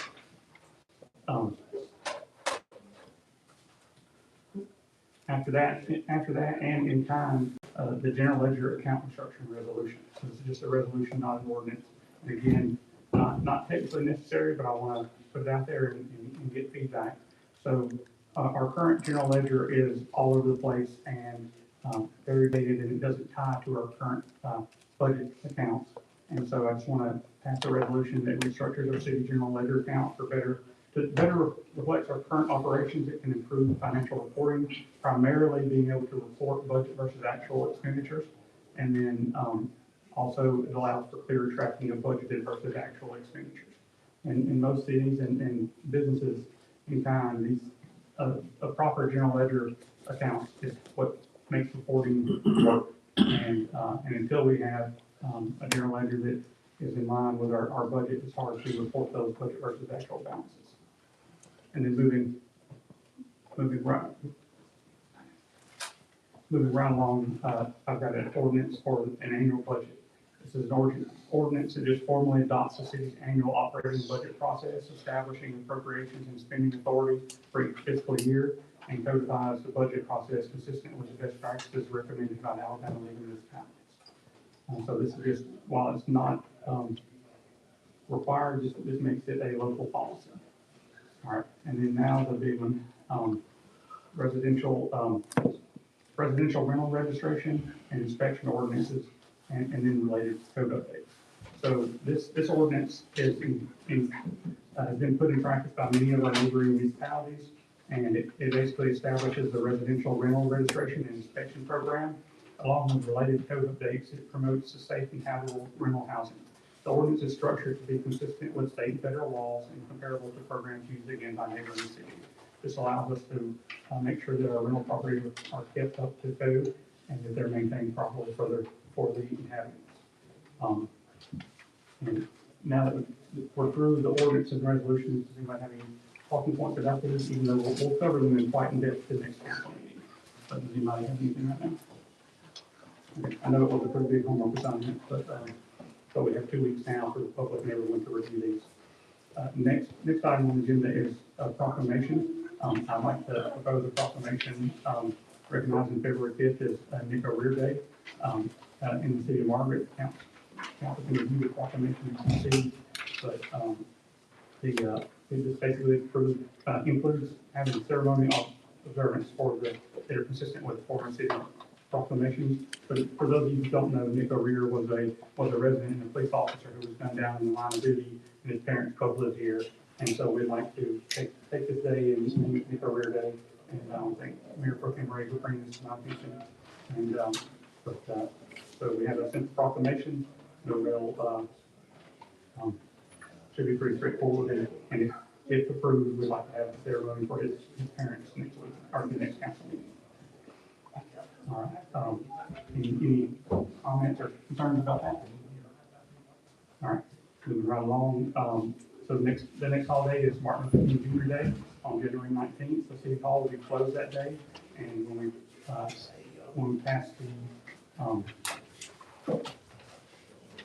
the agenda, our regular council meeting will be moved to the following day. All right. So unless anybody has anything, that will Following day, the 20th. Yes, the 20th. Let's move it to the 4th Monday. The 4th Monday? Yeah. Then we're going to continue to stay on Monday. You want to move every one of the following Mondays? All right. Okay. I can, That's just my suggestion. would you like discussion concerns, any issues? No? Fourth Monday? Okay. All right. All right, well, then that concludes our work session. We're going to you guys want to take a brief break? And 5 minutes. Yeah, take 5 minutes and we'll start our regular meeting. 7:52.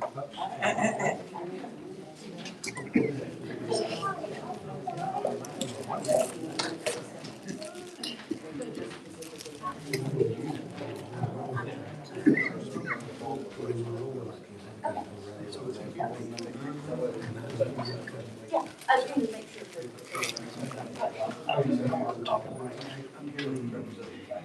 Got it.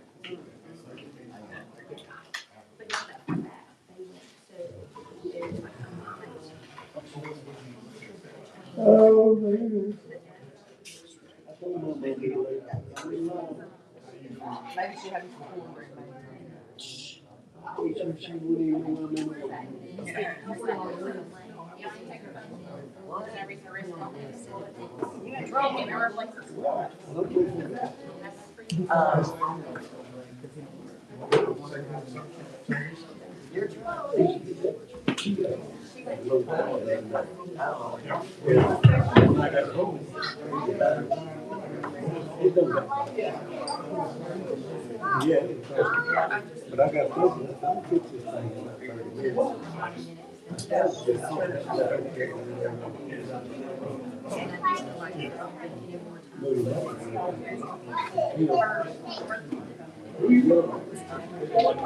But anyway, I said I'll fix this thing.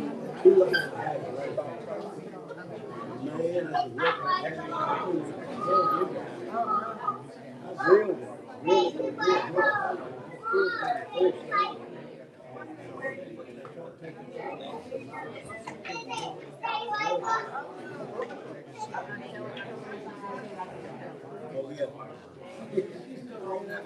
Oh, yeah. You can do anything, keep me quiet. All right, call the meeting back to order.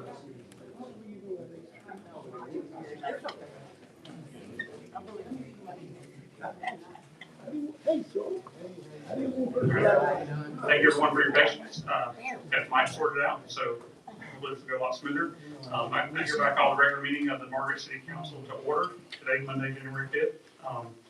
Mr. Barker, would you mind opening this up in prayer? Yes. Father, we come before you tonight to thank and praise you for who you are and how you love us and take care of us. We continue to pray for our nation and our president and this city, mayor and council. Pray for wisdom and guidance. Just pray that you'll watch over and protect us and provide for us. So in Christ's name I pray. Amen. All right, what's the pledge of allegiance? Pledge. I pledge allegiance to the flag of the United States of America and to the republic for which it stands, one nation, under God, indivisible, with liberty and justice for all.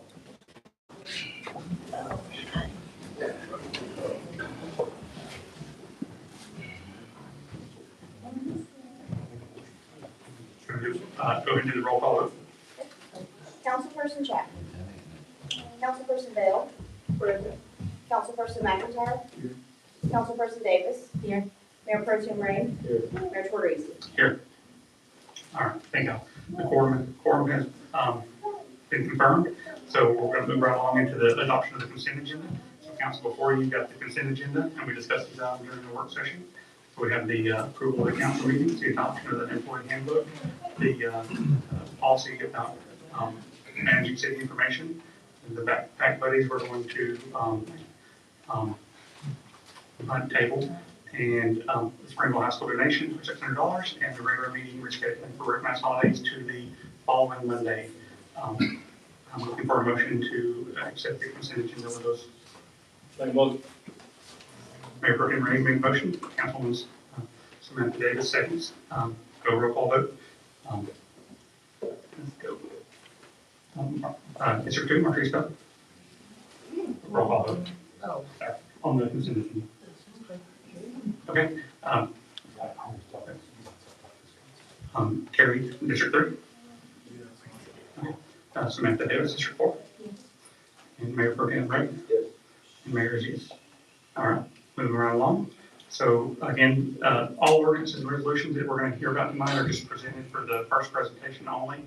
No final action will be taken on these items. These items are just, they'll be posted online at customary locations around the city for review. And a public hearing will be held at the next regular council meeting following council can take action on those items. And so I'm going to go back through the summaries of each of these items now real quick, just so everybody's aware and knows what to look for. So first, we've got an updated parking ordinance that updates and clarifies parking regulations within the city, including restricted areas, enforcement authority, penalties, with the goal of improving traffic flow and public safety and the consistency in enforcement. Next, we have the nuisance ordinance. That updates the standards for property maintenance and nuisance conditions, including overgrown vegetation, inoperable vehicles, debris, unsafe conditions. The intent is to have a clear and legally defensible process for addressing issues that impact our public health, safety, and the neighborhood quality. Animal control ordinance. This is just an updated animal control ordinance. It modernizes our control regulations, clarifies the responsibilities of updates our responsibilities of pet owners, and then it updates the enforcement procedures and penalties to promote public safety and humane treatment of the animals. Next, we have the ordinance to repeal appointment authority restrictions. So this ordinance just repeals our prior, local restrictions on an appointment authority in order to make it align with the, make the city code align with the current state law and clearly defines executive and administrative authorities. Next, we have a firearm discharge ordinance. And so this ordinance just addresses the discharge of firearms within the city limits and establishes clear prohibitions and limited exceptions intended to protect public safety while remaining consistent with the state law. Next, we have a bank account consolidation.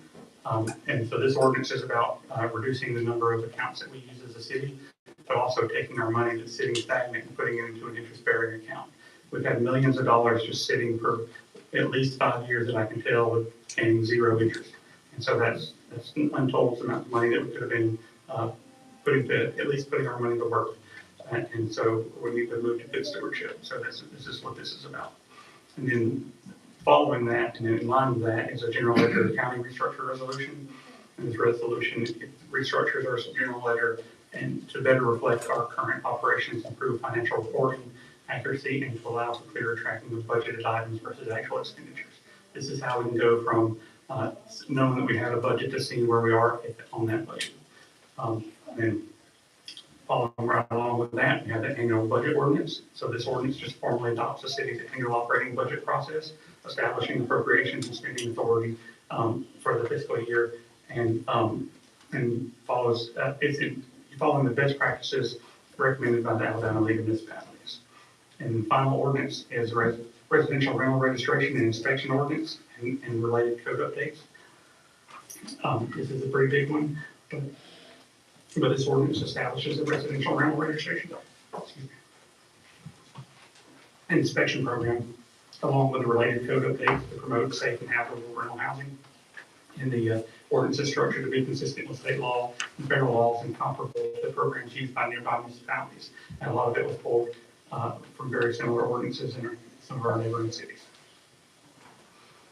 All right, and then, so again, no action will be taken tonight. These are just being introduced tonight. They'll be published and posted. And we'll have a public hearing for each ordinance at the next council meeting. Excuse me. All right, and the next item on the agenda is the proclamation to name February 5th Nick Career Day. As I mentioned during the work session, Nick was a former resident and police officer who was killed in the line of duty. And his parents are still residents today. And so at the next regular council meeting, we'd like to have a public proclamation and a ceremony for the parents and name February 5th as Nick Career Day. And so this one is something I would like to take action on tonight. So do I have a motion, or actually, go through the right process. So do I have a motion that we can make the proclamation naming February 5th Nick Career Day? I'll make a motion. All right, Mayor Pro Tem makes the motion. Do I have a second? All right, Councilwoman Samantha Davis seconding the motion. Roll call vote, starting with District 2. Yes. Okay. District 3? Yes. District 4? Yes. District 5? Yes. And Mayor's yes. All right, now we move on to the employee hearing decision. I'm going to ask Anthony if he'll just direct us through the right process, make sure we don't miss anything.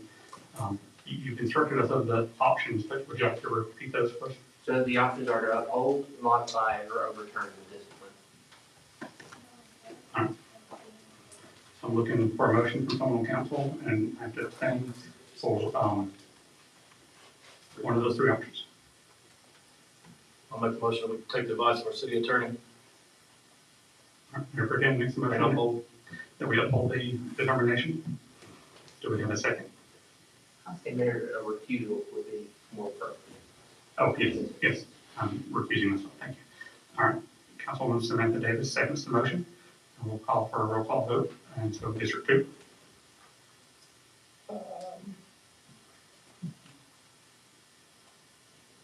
I'm gonna say this. Okay, District 3. No. District 4, Yes. and District 5. It is. All right, motion carries 3-1. All right, moving right along. No, Well, we go to motion to the option three. That one, that's correct. Yes, ma'am. And so, no one registered for public comment this time. We had one person reach out, but then they changed their mind. So remember, just going forward, just the Thursday before the meeting on Monday, if you can submit your request to be on the agenda for public comment. And then this also applies to being in public comment for the work sessions as well. So just want to submit your request and we'll cover them. We're getting to the point where we're starting to have more during the work sessions. It'll be handled at the next meeting. So sometimes your comments may want to just be during the work session because it doesn't apply to the actual council meeting that evening. So please you can email, call, or get something to either a council member or the city hall by 4 on the Thursday before the council meeting. And then now we're going to enter into council comments, so we'll start with District 2. One comment that I want to make is about the hearing that you just had. Okay. I understand the hearing process very well, but sitting on a lot of hearings myself. I did, like the way it was handled. I felt like we should have handled it, better than the way we did. I did not like that process. I did not like, honestly, that he was fired. Mhm. Somebody else may not agree with me, but it doesn't matter. I just don't agree that he was fired. What I do think that what should have happened is that we all should have had a conversation with him, not just you and the city attorney. He should have been brought before the council. And then we should have decided off the top how that should have happened, not just you guys making a decision. I heard what you said, I heard what the city attorney said, I heard the recording, I heard all of that. I just don't agree with it. And it's a hard difference between a St. Clair County and Thurston County where there's a personnel board too. So there are differences between the two disciplinary processes. But I mean, I do hear you. We do have to be careful having all of us talk about something when it's not an open session or an actual work meeting or a council meeting. Because like if we all talk to somebody about something, we've violated our open meetings act. So there are other stipulations that are constricting us. But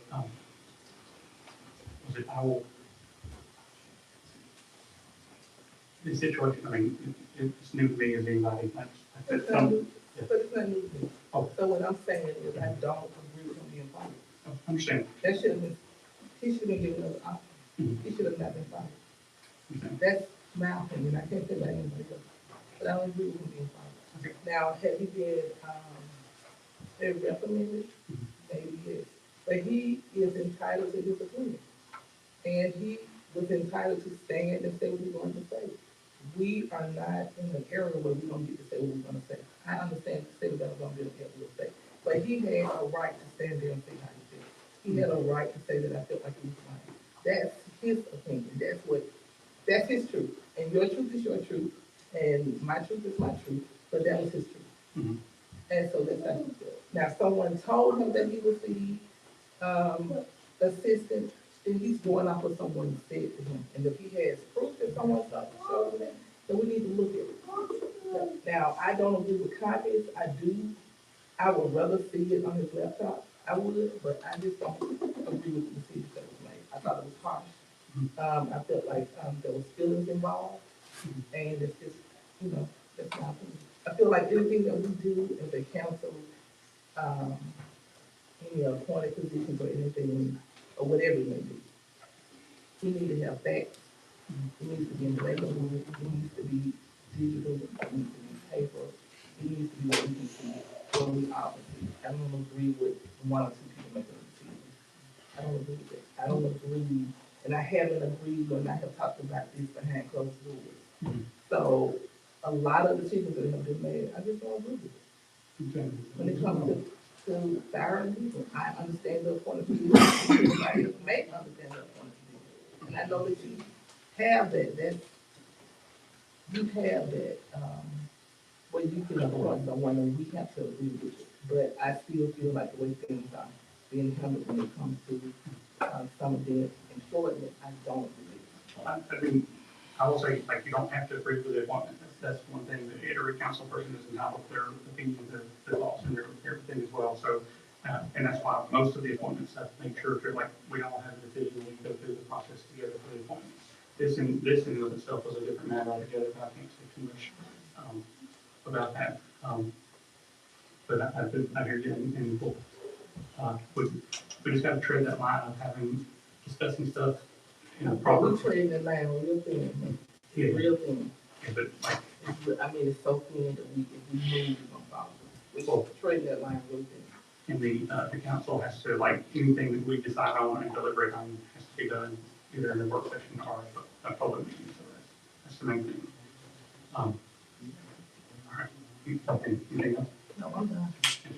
All right, District 3. Well, I do at least want to thank Tornell for his service. Mhm. I mean, you know, most of us, we work, you know, law enforcement, first responder positions, and people don't respect what we do. But like I said, I mean, I don't want to sound like I'm echoing Martrice, but I do agree with some things she has to say. And, I hope the best. Anything, District 4? Yes. Yes, you can bring it up. Okay, so, we have a situation with the fire truck, it's a pumper truck. It, is not operable, it's actually at a shop, right now it's on a rod, so it's gonna require, I think, Chief said approximately $20,000 to have it fixed. So, I think we need to vote on that, either fix it, keep it, fix it and sell it, but, we can't be without a truck, Which truck is it? the pumper. Oh, The mini pumper? You know. And so, and the issue is a little bit multifaceted. It's, the repair is nearly $20,000. The truck has been in the shop. I feel like I cursed it because during a meeting I said we're continually having trouble with this truck. And then the next day it's on a ride. I mean, this is a fairly, I mean, it's our newest truck we paid, I'm sorry, it's the previous, the one we bought previously, one of our newest trucks. And it was a demo vehicle, but it's been in the shop. This is a used vehicle. Okay, That was purchased for almost $300,000, that's right. which we could have got a brand new one for $360, so $60,000 more. We get a brand new one. I voted not to purchase it. However, here we are. And so our issue currently is, our real dilemma is, do we pay the 20,000, repair it, try to sell it, see what we can recoup from it? Or do we like just eat try to sell it, get rid of it without paying for the repair? So it's not, neither are good decisions. Or we could pay 20,000 and then keep it and see how long we can get out of it. Problem is it's had inconsistent maintenance year over year and different people working on it every time. And that makes it really hard to keep a good history of someone who knows what the last issue was. And so that's why regular maintenance is so important in these vehicles. And honestly, I'll say apparatus because of the fire department. But, so, yeah, it's $20,000. That's obviously, is in a maintenance line, but also it's a significant amount of money, so we wanted to talk about it. And Is it proper for me to get my thoughts on it? yeah, no, you're absolutely fine. My thought process is we're talking about investing in new anyway. I say we fix this one because they make it more sellable and then sell it as quickly as we can to put towards a new. That would be my thought process, but I think that would be the most financially beneficial and the best thing for the city. I think once you fix it, you're not gonna get out of it what you got in it. Yeah. So, Yeah, I mean, the question is, can you get anything if you don't fix it? So, you're gonna get nothing, you're gonna fix it. yeah, okay. Well, I mean, like I say, it's in the, I just want to give everybody a chance. Moving forward, we need to find a company instead of Bill, Sam, and Todd to work on everything. And I'm not saying anybody, I know there's people work here, but we gotta stop outsourcing everything to everybody else. Let's stick to one mechanic, one company. These companies will come to us. We gotta take them. I think the chief has found one that all he does is work on fire apparatus. And he comes to us. I just said, but I got some. why is there only certain people that want it as a council, we all want it? I think it'll be Which the part about it. about the five. Yeah, so Samantha is taking on the liaison for the fire department, and so, Senator, you've been liaison for the magistrates and city I'm officials. asking why do we not do the email, so we put it on. Cool. I can't vote on something I don't know about. Oh, I that's can't fine. vote, I can't vote if they were gonna do $20,000. My point is, we don't need to make a vote. I wanted everybody to hear it, and it's in the, there is a vehicle maintenance fund item. It's just a lot of money, so I wanted everybody to hear about it, and so, It's still the gave me what I said. Why do we not do it? You still want communication? you know, and We I still would gave me what I said. agree. It probably should have been on an agenda, and I'll take the hit for that, and so everybody would have got notice ahead of time, but, Samantha reminded me today about it, and so, it, again, it's not, a vote's not necessary, but, I'll work on that. That's part of having the devices and having the information, we attempt to get the information out to all the council members at the same time.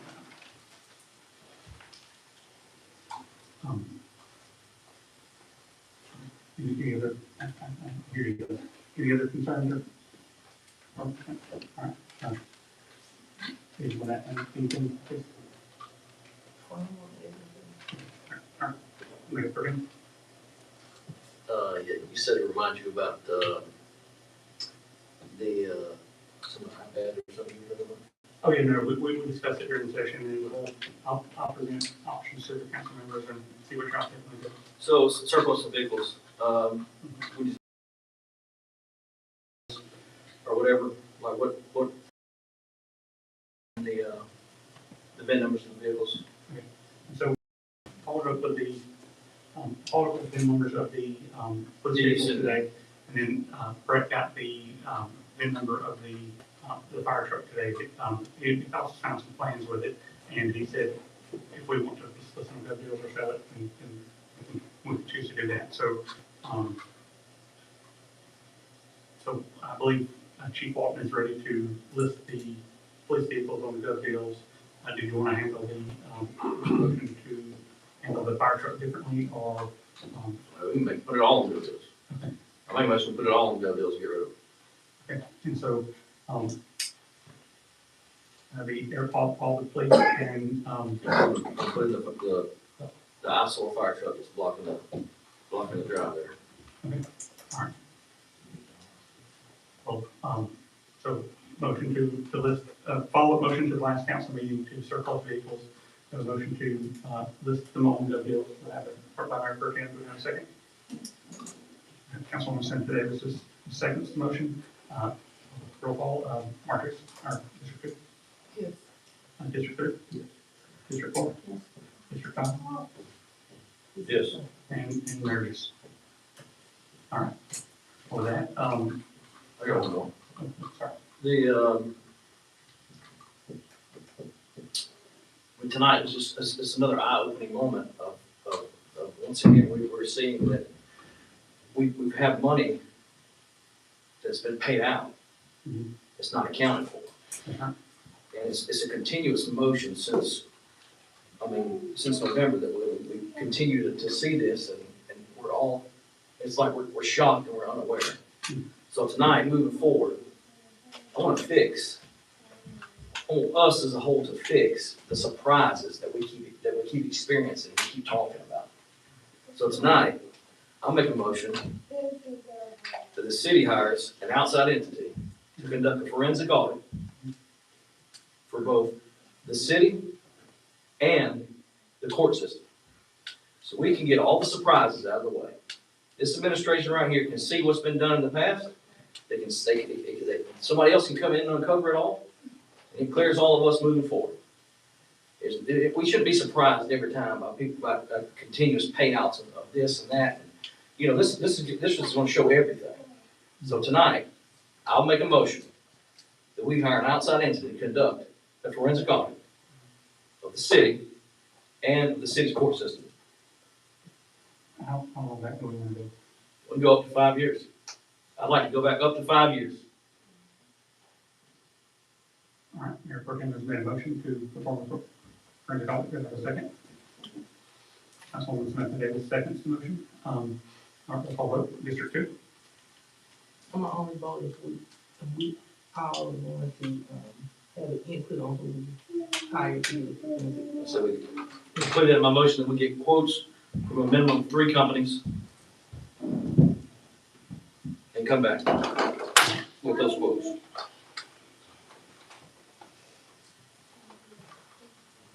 If we're getting the quotes, we may not need the motion tonight because we'll make the motion when we get the quotes. Just confirming that. We can get the quotes and bring it back to you. Yeah, if we do that, we don't, yeah. And that way they can come in and look at previous budgets to see what the quotes are. Okay, so, Because it's gonna be determined by the amount of funds, that's right. So, we're going to just. the amount of time it's gonna take. We'll get the quotes, but if you want to send the motion so that we'll get the quotes.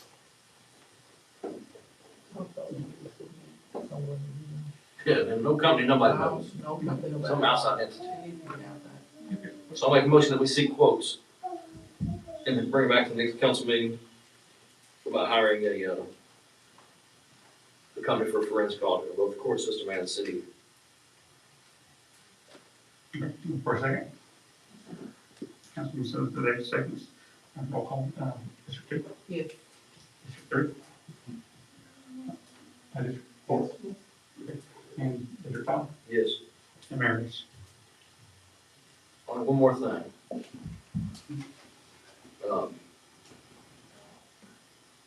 Also make a motion tonight that moving forward, the city of Margaret is a non-smoking city. It means no smoking on city property, no smoking in city vehicles. We're non-smoking moving forward. It's great, it's better for kids, it's better for public health. A lot of counties have already done it, and it's a step in the right direction for us. So there's my motion. Mayor Pro Tem made a motion. Looking for a second. I second. Councilwoman Marquez seconds. Roll call vote. District 2. Yes. District 3. District 4. Yes. District 5. Yep. Mayor yes. All right. If there's no further business, to come forth, we'll have a. That would need to be an ordinance, it would need to be by unanimous consent Okay. to be passed tonight. Good point. It is a change of permanent nature. Good point. Okay, sorry. So, we'll relay that over to the next council meeting and, or do we need to rescind it and do a? I guess put it on the next document as an ordinance and take public input. Okay, we will, we'll get the ordinance drawn up and published, along with the other ordinances that we've presented tonight. And we'll proceed as directed. Yep, I know you need some more. Okay. All right, being no further business, looking for a motion to adjourn. Motion made. For a second, all in favor? Motion meeting adjourned. Thank